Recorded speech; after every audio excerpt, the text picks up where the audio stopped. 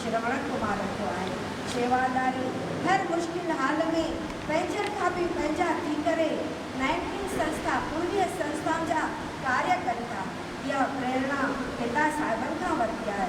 किसी देश की सरकार को चलाना आसान है, पर अपनी संतान को श्रेष्ठ संस्कार और शिक्षा देकर बेहतर इंसान बनाना कठिन है। दादा ने यह काम बहु को भी निभाया है। अमीर शाह नारायण शाह फरमाया है तो जीवन ए मौत भई अधूरा पल अणकर है, जन्म बुढ़ा पुनर्जन्म आए परमात्मा दर। यह प्रार्थना आहे खेन पंहिंजे चरण कमल में निवास ॾे। दादा जो पैगाम आहे वरी वरी ॿुधो। दादा जेको पैगाम ॾेई विया आहिनि, जे सुखी थियणु चाहियो था त पहिरियों ॿिए खे सुखी कयो। दादा वर करे असांखे चवंदा तव्हां पाण खे सुखी तॾहिं थींदव जॾहिं त ॿिए जी दिलि खे ख़ुशि कंदव, तॾहिं तव्हां सुखी थींदव। हलंदे हलंदे वरी एतिरो चवंदसि केरु चवे थो अॼु असांजा दादा मेघराज वञे हिन जग में न आहे। हू अॼु बि सभिनी जे दिलनि में आहिनि। ऐं सर्वे भवन्तु सुखिनः सर्वे सन्तु निरामया।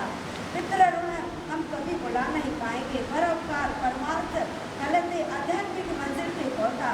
हू सदग्रस्त हूंदे बि दीपक जहिड़ो लाल लोड़ा जनम ॾिनो, जेको अॼु केतिरा ई खट क़िस्मत जा कार्य कंदे हज़ारनि लोकनि खे प्रभु जी राह में छिके रहिया आहिनि। ओम शांति शांति शांति।